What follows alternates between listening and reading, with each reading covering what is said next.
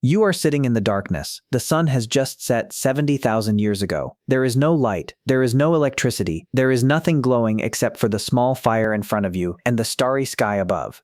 Around you are the people who must survive together tomorrow. But tonight, in this darkness, you cannot see their faces. And somewhere at some point, one of your ancestors opened their mouth, not to scream, not to warn, but to tell a story.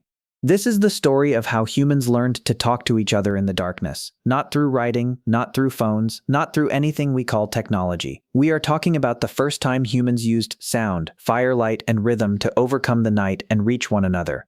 Because this is what no one tells you. Nighttime communication did not begin with language. The need to connect in the darkness is etched into us at a depth so profound that it existed before civilization. And the evidence for this is truly insane. Let us begin with the darkness.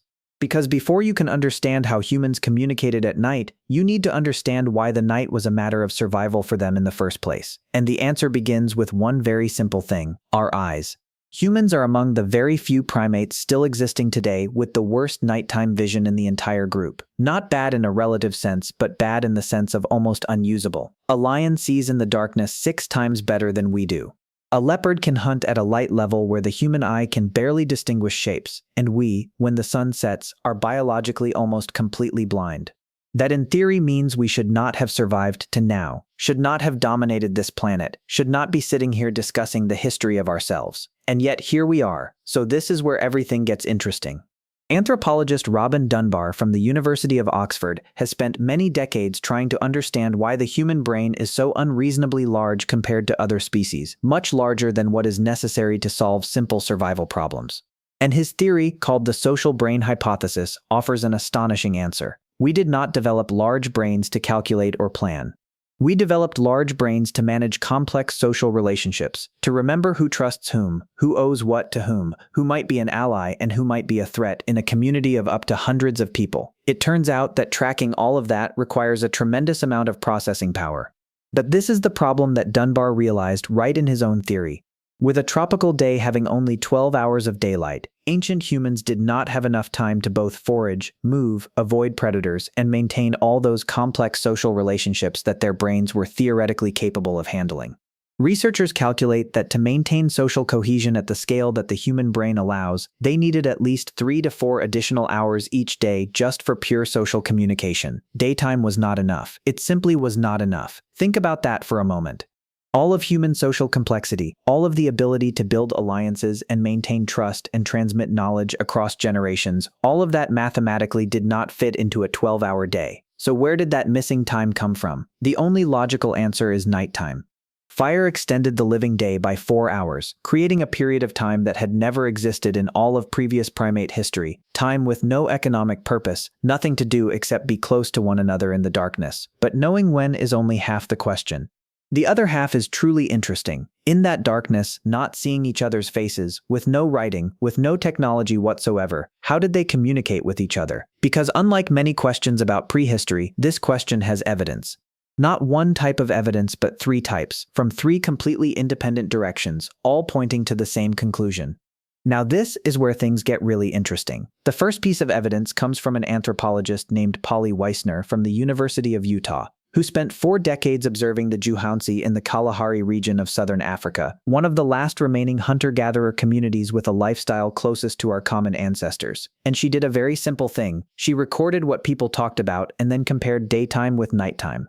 She analyzed more than 170 conversations, and what she found completely changed the way we think about the origins of language. During the day, the Juhounsi conversations were pragmatic to the point of being boring. 34% were complaints and gossip to regulate social behavior. 31% were economic issues like who hunted where and how food was shared. 16% were joking, and only 6% were storytelling. At night, everything changed completely. 81% was storytelling, not practical stories, but stories about real people, distant journeys, ancestors, spirits, social rules, why you should treat each other well, and what would happen if you did not. This is not a specific cultural habit of one tribe in the Kalahari. If a community with a lifestyle closest to our common ancestors spent 81% of nighttime time telling stories, then it suggests this is a universal evolutionary behavior. Night did not create simpler language. It created real human language. But this is the question that should stay in the back of your mind. Does something that left no trace mean it did not exist? Absence of evidence is not evidence of absence. And that leads to the second piece of evidence, coming from a place few would expect, the dark caves deep inside the earth of Europe.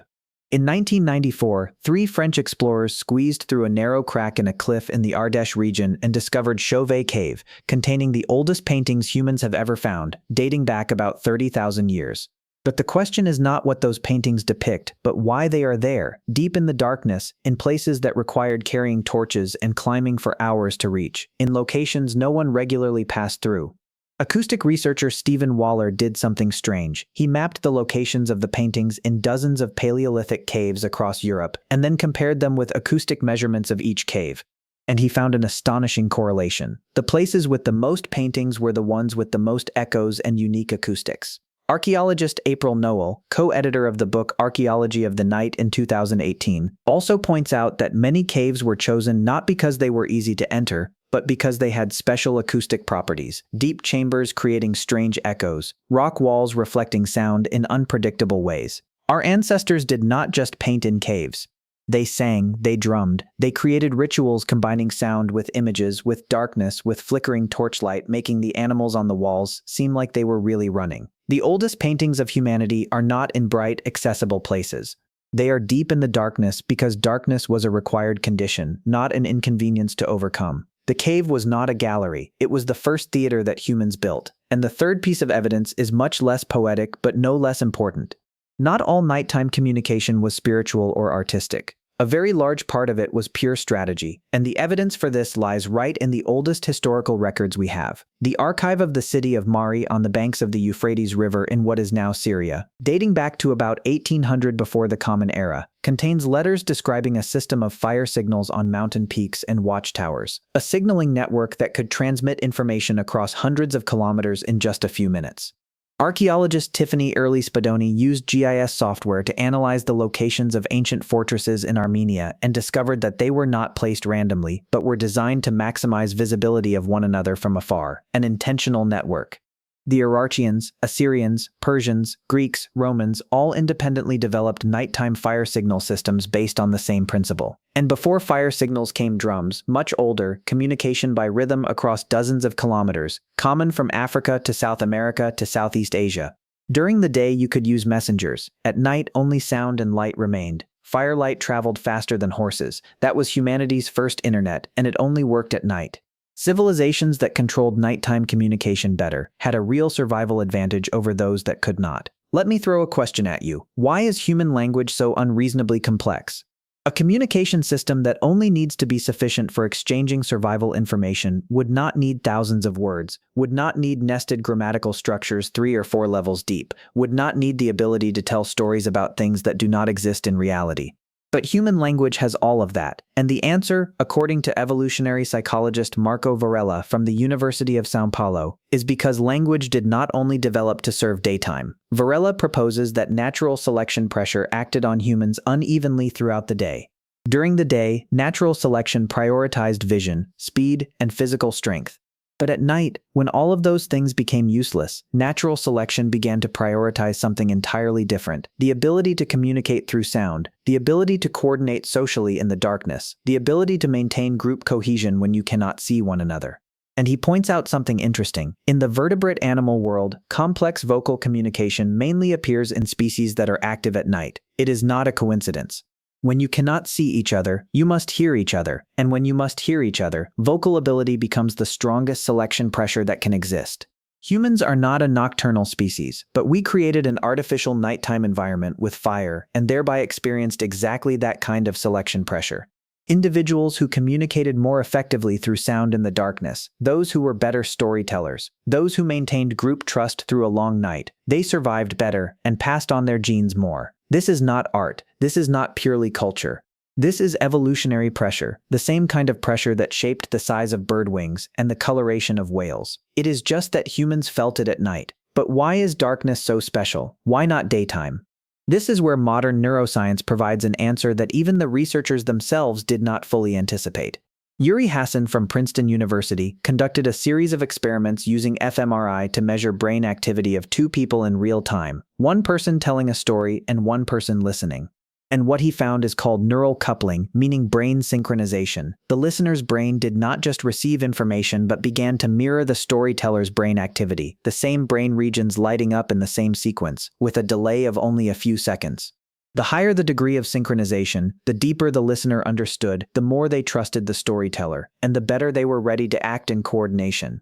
But more importantly, Hassan discovered that this effect was strongest when there were no visual distractions, when the brain was in a state of pure auditory attention. In other words, the optimal condition for two brains to synchronize with each other is darkness.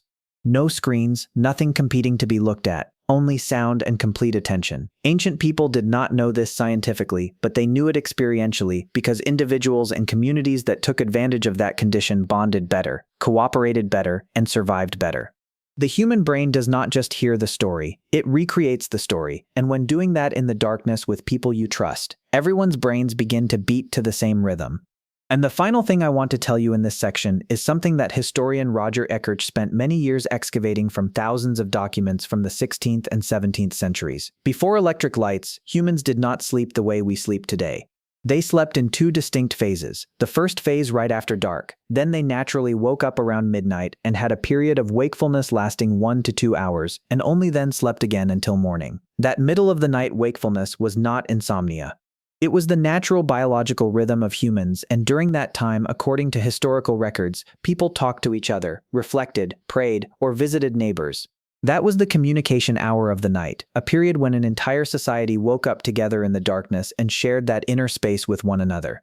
Physiologically, when light decreases, the human brain undergoes a series of real changes. Melatonin rises, cortisol drops, the parasympathetic nervous system dominates. The brain shifts from an analytical and task-focused state to an emotional, social, and connective state. The nighttime brain is not inferior to the daytime brain. It is designed for different tasks: empathy, storytelling, emotional bonding, all the things humans need to build real community. This is not a cultural habit. This is physiology. Humans have a separate nighttime rhythm, a separate brain mode specially designed for darkness, and until 150 years ago, all of humanity was still living in it. And this is where the story becomes uncomfortable. In 1879, Thomas Edison lit the first electric light bulb at his laboratory in Menlo Park, New Jersey. That was one of the most celebrated moments in human history, a great leap of civilization, humanity's victory over darkness, and in one sense that is completely true. But in another sense, a sense we have never really discussed seriously, it was also the moment humans began destroying something we had built over 400,000 years without realizing we were doing so. 145 years after that event, humans have done what no species, no natural phenomenon had ever done before. We have erased night in the biological sense, not in the physical sense because the sun still sets and the earth still turns, but in the practical sense, that darkness that forced people to sit close together, that darkness that shifted the brain to social mode, that darkness that created the conditions for two brains to synchronize with each other in the same story, that darkness that humans had used as a communication tool for 400,000 years, that darkness has disappeared. Let us place two images side by side. The first image, a group of people sitting around a fire in real darkness. They cannot see each other's faces clearly. Their brains have shifted to emotional social mode. There is nothing to look at except the firelight and the faces of the people opposite them. One person begins to tell a story, and the brains of all the others begin to synchronize along, not because they chose to, but because that is what the human brain is designed to do under those conditions. Shared memory is formed, trust is built. Real community bonding happens not because someone decided to bond, but because darkness and sound and physical closeness created the biological conditions for it. The second image, a family sitting in a brightly lit living room in 2024. Electric lights keep everyone's brains in daytime mode all night. Melatonin does not rise. The parasympathetic nervous system does not dominate. The brain does not shift to emotional social mode. Each person looks at a different screen, and each screen is running its own personalized algorithm, designed not to connect one person to another but to keep each person's eyes on their own screen for another 30 seconds. There is no shared story, no shared memory is created, no neural coupling occurs, the same need to connect, the same brain designed to communicate in darkness, but two completely different social technologies with completely different consequences. And this is what I want to make clear. I am not saying technology is bad or that the electric light bulb was a mistake. What I am saying is that we have never realized that nighttime was a technology.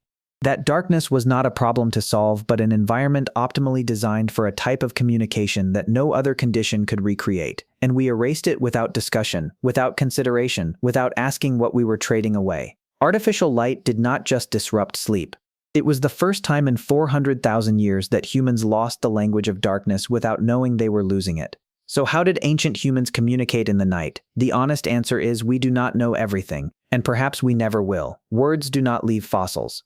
Stories told around campfires 70,000 years ago left no traces in the earth. Songs that echoed in Chauvet Cave fell silent 30,000 years ago, and no device can recover them. Science can show us data, can measure the percentage of nighttime conversations, can map the acoustics of caves, can recreate fortress networks with GIS software, but it cannot let us hear the voice of a person sitting in the darkness 70,000 years ago saying something to the person sitting next to them. That gap will forever be a gap. But what we can say with increasing confidence is this. Throughout all those forms of nighttime communication, throughout hundreds of thousands of years and hundreds of different cultures, one thing never changed. It was not the technology they used. It was not the language they spoke. It was not the signaling systems they built. What never changed was the need to know that in that darkness, someone was there. The need to be heard, truly heard, not by a device or an algorithm, but by another person sitting close enough for you to hear their breath. The need to share a moment in the darkness and know that the person next to you is experiencing the same thing, feeling the same atmosphere, letting their brain synchronize with yours in the way only darkness can create. Darkness is not the enemy of communication. It is the condition that creates the most real communication humans are capable of, and that remains true to this day, whether we realize it or not.